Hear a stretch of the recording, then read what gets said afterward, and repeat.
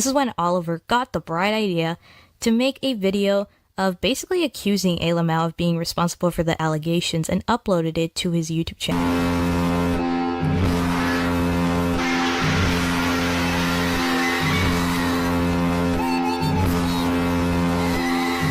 Teenage Mutant Ninja Turtles is a franchise that I've been into for a while now. I first discovered the franchise when I was a whopping 5 years old, and I grew up with things such as the 2012 TMNT series, which I watched religiously on ABC Me, the live-action Michael Bay films, and even some of the live-action performances at SeaWorld. And even now, I'm still growing up with TMNT media, with things like the Mutant Mayhem movies, the Tales of the TMNT series, and even Rise of the TMNT. But as I started to get back into my TMNT phase, I began exploring and discovering new pieces of TMNT media, some more well known than others. And one piece of TMNT media that has been regarded as pretty unknown and underrated is the 2007 TMNT movie. Many people have very mixed opinions on this movie. Some people love it, some people hate it, and although my opinion on this movie isn't really special or anything, I would say that it is a very aggressive opinion, and that opinion is that this movie is the worst TMNT movie to ever exist. That's right, I am saying that this movie is worse than the live-action Michael Bay films and even the third 90s live-action TMNT movie. Because at least with those movies, the worst they made me feel was embarrassed and bored. Yeah, the movies weren't that great, but films like the Michael Bay films were super fun and nostalgic, and the third live-action 90s TMNT movie was so boring to the point where I forgot what happened in it, so I don't even remember how bad it was. But this movie, on the other hand, made me frustrated. I rarely ever get frustrated with movies. The most frustrated I've gotten while watching a piece of media is when I watched like High Guardian Spice, and literally everybody hates that series, so. But this movie managed to make my blood boil in ways that I didn't even know were humanly possible. So because this movie pisses me off so much, I'm going to review it. Why? Because 1, this is my channel and I have free will, and 2, because I'm an autistic yap god disguised as a movie reviewer. It's what I do here. Anyways, let's talk about this dumpster fire. Little do you know,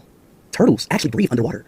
People may think reptiles cannot breathe underwater, but sea turtle is the only mammal/reptile to breathe underwater.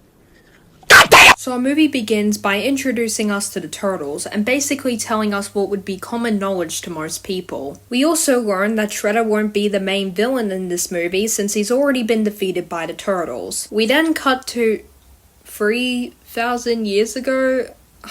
And we're introduced to the main antagonist of the movie, aka Yodel, later referred to as Max Winters, who was granted immortality by a constellation called the Stars of Keegan, which not only led for his brotherhood to turn to stone, but also for a portal to open, letting out 13 monsters. Oh no, this random soldier that I've met for the very first time, who I know nothing about, just lost his family, which I also know nothing about. Wow, this is so tragic. I might actually shed a tear. We then cut to the present day in Central America, and we see a gang of criminals terrorizing some random village in a jungle, and this big fat guy steals this random woman's bracelet because it reminds him of the Travis Scott meal. But while the gang is driving away, they quickly get stopped by a log on the road, and the gang then goes to remove the log off of the road, and then they...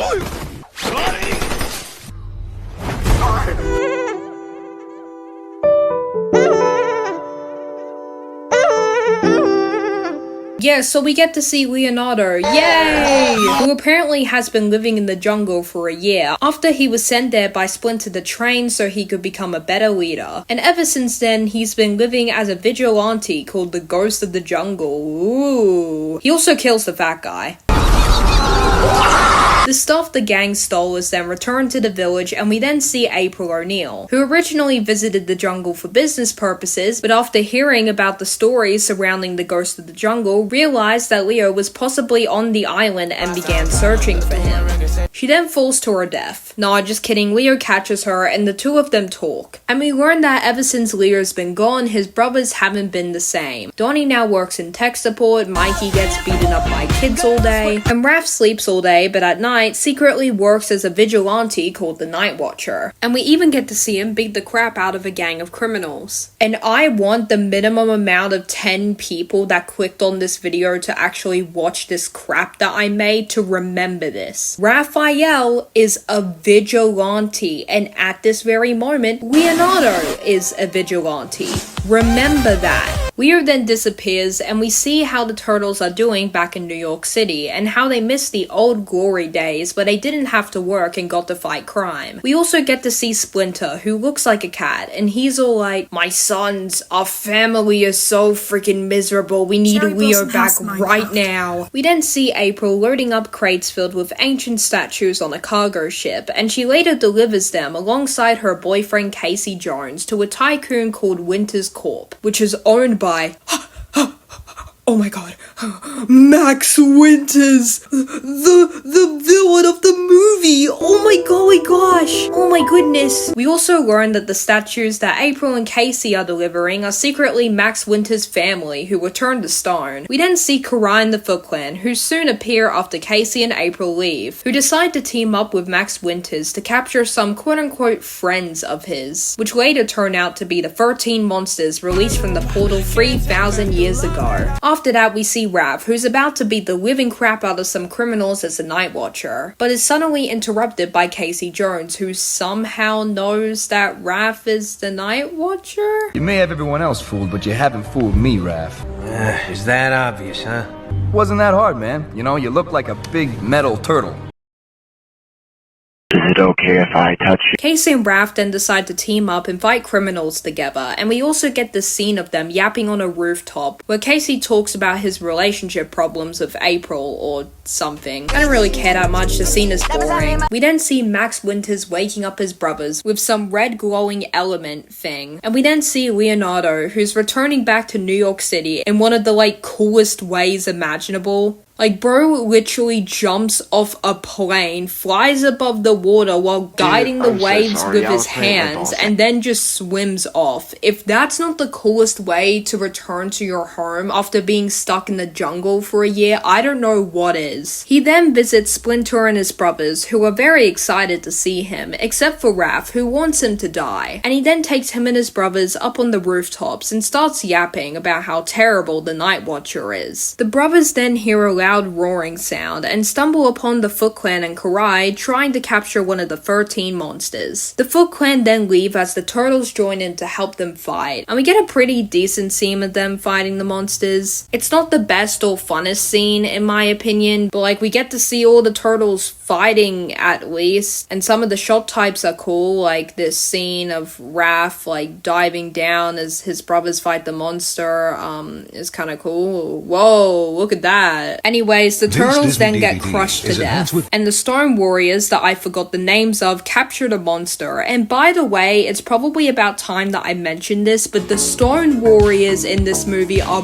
boring as hell. The Stone Warriors have no personality outside of being threats to our main cast, and they all act and behave the exact same. They're really forgettable, and I don't even think that the movie even told us the names of these characters, and even if they did, they're still super boring. They don't even get a proper introduction. When they're introduced to us, we barely know anything about them, and when we start to know a bit about them, like how they're related to the main antagonist of the film, Max Winters, they end up being turned to stone, and even when we see them in future scenes, we still know nothing about them. They're genuinely so bland, and that really sucks, because I feel like if the Stone Warriors were given more love in this movie, they could have genuinely been really cool antagonists, and they could have been really cool new additions to the TMNT universe. But unfortunately they're not, and they're probably the most boring antagonists I've ever seen in a TMNT movie. In fact, I'd argue that they're the most boring antagonists I've seen in any animated movie ever. But anyways, Karai then returns to Max Winters and is super duper pissed at him, because apparently she didn't know that her and the Foot Clan would be fighting monsters. We then see the turtles chilling out at home, and Raph and Leo begin arguing, and Mikey also makes a painfully unfunny "your mom" joke. Yeah, it looked like your mom, dude. Splinter then watches TV and discovers what the turtles did last night, and Leo and Raph begin arguing again because they genuinely cannot stop beefing with each other. We then get the scene of the Foot Clan capturing the 13 monsters alongside the totally not boring, forgettable, and lame Stone Warriors. And after that, we see April, who hears about the monster the turtles were fighting on TV. Raph also ends up telling Casey about the monster he fought last night with his brothers, and they almost immediately stumble upon one of the monsters. Casey then recognizes the statues as the ones that April and him delivered to Max Winters, but while Casey is realizing this, him and Raph are suddenly noticed and attacked by the Foot Clan. Fortunately, the police appear before the soldiers and the Foot Clan can do anything to them, and they leave, but the damage has already been done to Raph. So Casey takes Raph back to his apartment and calls the turtles for backup, who soon discover after analyzing a syringe and ninja star attached to Raph after he was attacked by the Stone Warriors that Max Winters is Yodel. Raph and Leo begin fighting for the 1 millionth time, and Raph leaves and decides to beat up some criminals as the Night Watcher. We then see the turtles, who are trying to learn more about Max Winter and his possible plans with collecting the 13 monsters. And we also get a scene with Mikey that's actually kind of funny for once. I'm smart.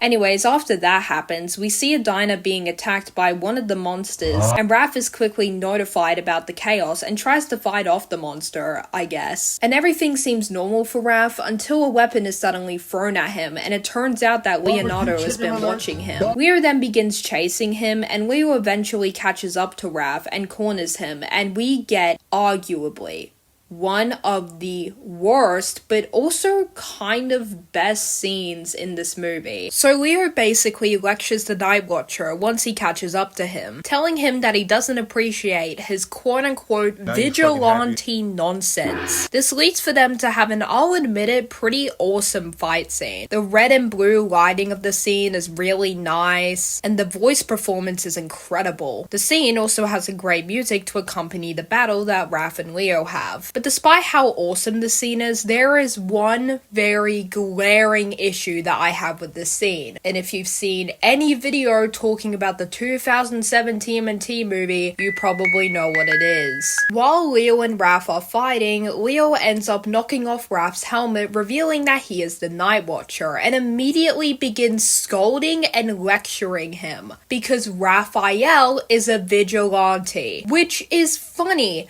Leo is getting mad at Raphael for being a vigilante, even though he was literally a vigilante. Raph beats up criminals as the Night Watcher, and Leo beats up criminals as the Ghost of the Jungle. Leo is arguing and literally fighting his own brother because he is mad that Raph is a vigilante when he himself was a vigilante. This scene is what made me believe that this movie was worse than any movie to come out of the TMNT franchise, because this scene genuinely frustrated me. No other scene in any TMNT movie has ever made me frustrated. The worst it's made me feel is bored and embarrassed. I hate what this movie did to Leo, and it sucks because I hate hypocrites. Out of all the things you could be in this world other than a criminal, in my opinion, being a hypocrite is one of the most frustrating things that you can be. And I'm not talking about the hypocrites that childishly point people out for doing something that they do 2 seconds later, or the hypocrites that say that something is wrong and then proceed to do it. And sometimes we can be unintentional hypocrites, and that's okay. When I say I hate hypocrites, I'm talking about the ones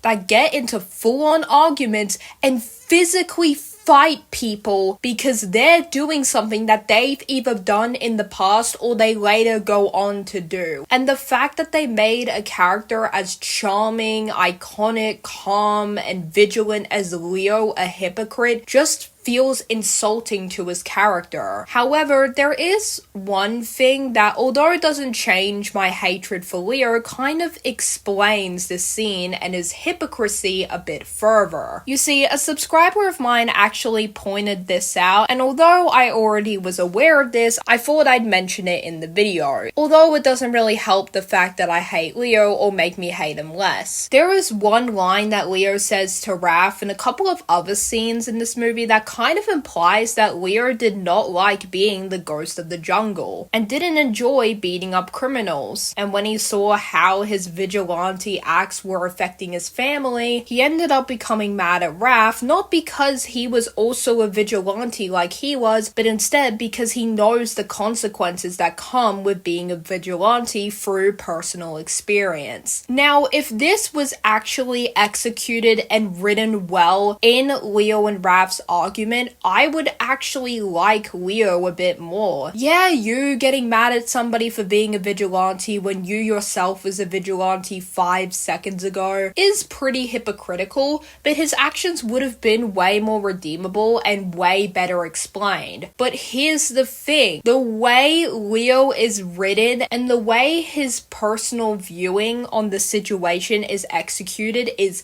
terrible, because we don't see any scenes where he necessarily doesn't like being the ghost of the jungle. And in all the scenes in this movie where Leo gives further context to what he possibly means when he gets mad at Raph for being the Night Watcher, they're all muffled and you can barely hear what he's trying to say. It's like the writers were trying to make Leo an unlikable a-hole. And even if you acknowledge the fact that Leo was probably getting mad at Raph because he was scared of what was going to happen to him as a vigilante and the consequences that he was going to face, not exactly the fact that he is mad at Raph for being something that he once was, he literally goes on to say, quote unquote, "I'm better than you." You're impatient and hot-tempered, and more importantly, I'm better than you. I'm better than you.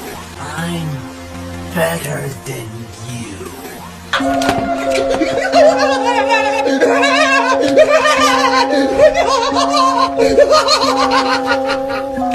I'm sorry? I'm better than you? You know what? Raph might be a hothead, he might have anger issues, but at least he isn't a self-righteous a-hole, Leo. There are also some people saying that the reason why Leo is kind of made out to be an antagonist or a huge hypocrite in this scene is because the movie is being told from Raph's perspective. And at first I thought this was stupid until I actually started paying more attention to the movie. Raph has the most going on out of the turtles and has the most screen time out of the turtles, not counting Leo. The movie also ends with him talking, and a good majority of the main plot does kind of revolve around him. But in my opinion, no matter how much context you can give to this scene, whether that be Leo's deeper meaning for him not wanting Raph to be a vigilante and the movie being told from Raph's perspective, I will always hate this version of Leo, no matter what. The way he is written and executed is horrible, and it feels like the people who wrote him were literally trying to make him as unlikable as humanly possible. Holy yap god, do you ever shut up about these movies? Maddie, this is the second time that you've broken into one of my videos. Speaking of breaking into videos, why are you here? I heard you talking about Leo or something, wanted to see what was up. Yeah, I'm just talking about how Leo's a hypocrite in the 2007 movie. Oh god, that movie? Ugh, it was so poorly written. Leo's such a bum in that movie. Yeah. Leo's kind of a hypocrite. Yeah, well, I think this is the worst iteration of Leo ever. Yeah, I think Leo's super annoying. I think Leo's chopped. I think Leo's the worst. I think he's sexy. Raph eventually pins down Leo during the fight and is about to win, but he runs away because he doesn't want to hurt Leo, and Leo gets his butt whooped, thank God, and is kidnapped by the Stone Warriors, with Raph not having enough time to save him. No! Ralph then returns to Splinter and informs him that Lear has been kidnapped, and he's super duper mad at himself because of it. And Splinter then yaps for 6 million years. The Turtles and Splinter then hatch a plan to save Leonardo, who is currently locked away, to replace the last monster, meant to be locked up because the Stone Warriors know that if they lock up all the 13 monsters, they'll lose their immortality and they low-key want to live forever. We then see Casey and April gearing up to beat the living crap out of the Foot Clan and save Leo, even though he deserves to rot in the depths of hell. We then get, in my opinion, one of the funnest scenes in this movie, where the Turtles alongside Casey and April fight the Foot Clan soldiers. The scene is action-packed and is genuinely fun to watch, in my opinion. And it's the only scene in this movie that doesn't make me bored as hell or want to die. The stars of Keegan also align, and Max Winters tries to open a portal to take back all the monsters he's captured, but it doesn't work because the last monster is missing and has been replaced with Leo. The Turtles then save Leonardo and team up with Max Winters, who surprisingly, despite being the main antagonist of this movie, not only is super boring, similar to the Stone Warriors, but is also kind of a good guy. Max Winters not only has a motive that kind of makes him look less like an antagonist, with him just wanting to send back the 13 monsters he let out of the portal 3,000 years ago back to their dimension so they don't hurt anybody in New York and he can undo the mistakes he made in the past. But he also doesn't really do anything threatening to the Turtles. He just kind of does nothing. In fact, the Stone Warriors, the most boring antagonists in this movie, do arguably more than him. They're the ones who kidnap Leo. They're the ones who actually threaten the main cast. Max Winters does nothing, and it's really weird because there are some scenes where the movie will like zoom onto his face with intense music creeping up, and it just makes him out to be this big bad guy, but he doesn't actually do anything that would contribute to him being classified as a big bad guy. Max Winters just kind of feels like a character who's just there and trying to undo his mistakes, but the movie makes him out to be this huge antagonist when he clearly isn't. The Stone Soldiers then appear and convince the Foot Clan and Karai to join them, but Karai is all like, "Nuh-uh, we're gonna help the Turtles instead," because she's a girl boss. The Turtles then fight off the Stone Warriors. Meanwhile, April, Casey, and Karai try to find the last monster and lure them into the portal, and Leo then says this: Come to daddy. This is probably one of the wildest things I've ever said in a video, probably wilder than me saying that I want to give the Grinch back shots, but hear me out. That's what I'm talking about. Can you get the hell out of my videos, please? Anyways, the Turtles end up winning, yay, and defeat the Stone Warriors by throwing them in the portal with the monsters. Max Winters also dies or something, and the day is saved, blah blah blah, nobody cares, and the movie ends, but not before we get a scene that implies that the 2007 movie is connected to the original live-action TMNT movies, which caused a lot of confusion amongst TMNT fans because the movie never directly states if it's a sequel to the old live-action movies or not. And that was the 2007 TMNT movie. I want to die. So, even though I hate this movie with every bone in my body, there were some, like, good question mark aspects to this movie, I guess. I love the design to the Turtles so much. They look so good. I also love the way that New York City looks and how, like, dark and edgy this movie looks. I love it. I love the darkness of New York City, how a majority of the time the Turtles will be seen at nighttime, and if not, in the sewers. It's a really cool looking movie, and although there are arguably better looking movies, I really like how this one looks. I also really liked April's facial expressions for some reason. It's a really weird thing to point out, but like, whenever she moves in this movie, like, I kind of love it. She just feels way more expressive than the other characters for some reason. Or maybe I'm just saying that because I'm like a lesbian. I don't freaking know. Characters like Mikey and Donnie, although not forgotten about, had literally no screen time. I also thought the movie had a lot of wasted potential because this movie actually chose to do a lot of things that aren't really expected in most TMNT media. While yes, there have been arguably bigger changes to characters in TMNT, this movie made a lot of interesting changes. Having stone warriors as your antagonist, having Raph being a secret vigilante by nighttime and a normal turtle by daytime, and having this movie focus more on the tension between Leo and Raph was really interesting. But they did literally nothing with these ideas. They just put them in and called it a day. Or they made these ideas really, really bad and poorly executed. Like, the Stone Warriors could have genuinely been interesting. Like, people could genuinely love these characters, but the problem is this movie doesn't execute or write their ideas well. Not only that,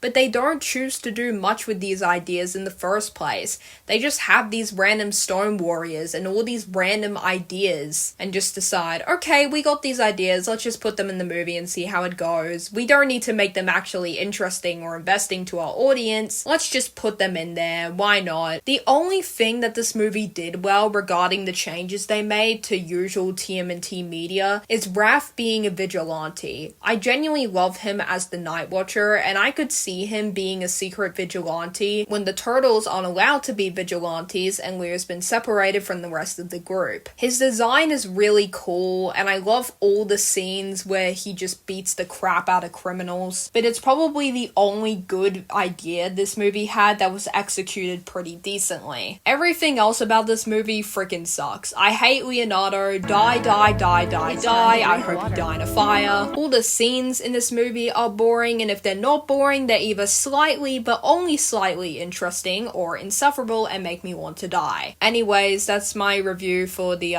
2007 TMNT movie. That's genuinely all I have to say. I only have one good thing to say about this movie. Actually, no, a few good things. The voice acting was pretty good, but I already mentioned that. Yeah, this movie freaking sucks. I rate this movie 4 come to daddies out of 10. What the hell were they thinking? Oh my god. I hate this movie. I hate it so much. Anyways, Kanye West Sigma Balls. That's Japanese for see you all next time, by the way. What color the inside? Your booty real wet? Do it clap? Do it fart? Do it grip the meat? Is it tight?